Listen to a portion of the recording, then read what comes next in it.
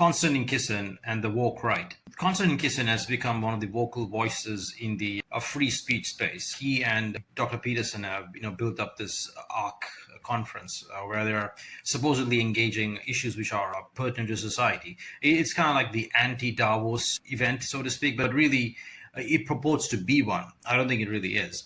That's a topic for another time.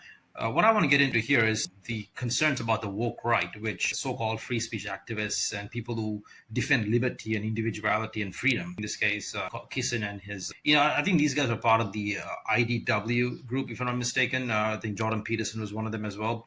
And so this is like the sort of the anti-woke crowd. And these guys are now sort of qualified into fighting wokeness, so to speak, on the right. And unsurprisingly now, one of his main targets has been Tucker Carlson. Tucker Carlson, as many of you would know, has become sort of a maverick within the conservative space, particularly on the, you can say the right, but frankly, I don't think there's a right proper in the Western world. And Konstantin Kisin essentially opposes what is known as group identity. It would just say that group-based affiliation or identification on part of Westerners, specifically, one has to say Christians or Europeans, or in the case of the United States, Americans who have a ethnic European identity and also who happen to be Christians, and also who happen to be men who are heterosexually oriented. And essentially what Mr. Kisin is saying is that, look, this is a bad idea because that is what the left or the progressives do. People who are, atheistic, nihilistic, people who hate Western culture, people who hate Western civilization, people who want to tear down the foundations of Western culture. So the answer to that has to be more individualism, more